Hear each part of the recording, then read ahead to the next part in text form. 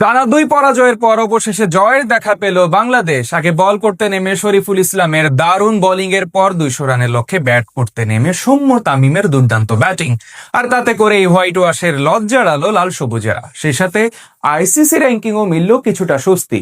জিম্বাবুয়ের বিপক্ষে সিরিজের শেষ ম্যাচে টাইগারদের এমন দাপুটে জয় নিয়ে বাকিটা থাকছে এই প্রতিবেদনে। হোয়াইট ওয়াশ এড়ানোর লক্ষ্যে সিরিজের শেষ ওয়ানডেতে বল হাতে আবারও সফল বাংলাদেশ। টসে জিতে আগে ফিল্ডিং নেওয়া লাল সবুজেরা স্বাগতিক জিম্বাবুয়েকে আটকে দেয় 200 রানের মধ্যেই। ব্যাট হাতেও এদিন দুর্দান্ত ছন্দে ছিল লাল সবুজেরা। স্বাগতিকদের দেওয়া 200 রানের লক্ষ্য টপকে গেছে বেশ সহজেই, আর তাতে করে শেষ ম্যাচে জয় তুলে নিয়ে হোয়াইট ওয়াশ এড়ালো মেহেদী মিরাজের দল। নতুন বলে এদিন স্বপ্নের মতো শুরু করেন দুই পেসার তাসকিন আহমেদ ও শরীফুল ইসলাম। ষষ্ঠ ওভারেই উইকেটের দেখা পান শরীফুল, বোল্ড করে বিদায় করেন আগের ম্যাচের সেঞ্চুরিয়ান বেন কারানকে। এরপর সপ্তম ওভারে তাসকিন আহমেদ ফেরান আরেক ওপেনার ব্রায়ান বেনেট।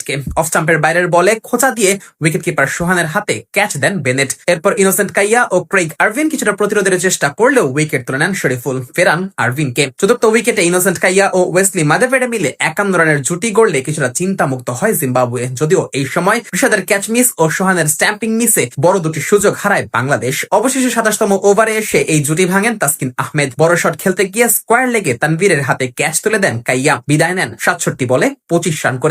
এরপর অধিনায়ক সিকান্দার রাজাকে নিয়ে মাধেভেরে আবারও ইনিংস গড়ার চেষ্টা করেন, তবে তানভীর ইসলামের ব্রেক থ্রুতে ফেরেন রাজা ফিরলেও এক প্রান্তে অটল ছিলেন মাধেভের। 52 রানে জীবন পাওয়ার পর 56 বলে তুলে নেন নিজের অর্ধশতক। এদিকে ক্লাইভ মাদানদেকে মাত্র 1 রানে ফিরিয়ে নিজের তৃতীয় উইকেট তুলে নেন শরীফুল। এরপর মাধেভেরে ও ব্র্যাড ইভান্স সপ্তম উইকেটে 43 রানের কার্যকর জুটি করে দলকে 150 রানের কাছে নিয়ে যান। তবে ইনিংসের মোড় ঘুরিয়ে দেন তানভীর। নিজের শেষ ওভারে 75 রান করা মাধেভেরেকে শর্ট কাভারে মেহেদী হাসান মিরাজের হাতে ক্যাচ বানিয়ে ফেরান এই বাহাতি। মাধেভেরে ফেরার পর ওয়েলিংটন মাসাকাজ্জাকে অসাধারণ থ্রোয়ে রান আউট করেন তাওহিদ হৃদয়। অন্য প্রান্তে ব্র্যাড ইভান্স শেষ দিকে দ্রুত রান তুলতে থাকেন। ক্যাচ মিসের সুযোগ কাজে লাগিয়ে মাত্র 41 বলে 50 পূর্ণ করেন এই ব্যাটার। 2 ছক্কা ও 5 চারের সাজানো ইনিংসে জিম্বাবুয়েকে 200 রানের কাছাকাছি নিয়ে যান ইভান্স। তবে ইনিংসের 48তম ওভারে আবার উইকেট পান শরীফুল, বিদায় করেন 43 বলে 50 রান করা ইভান্সকে। আর শেষ ব্যাটার আর্নেস্ট মাসুকুকে বিদায় করেন মোহাম্মদ সাইফুদ্দিন। ফলে 48.1 ওভারে 199 রানেই অল আউট হয় জিম্বাবুয়ে।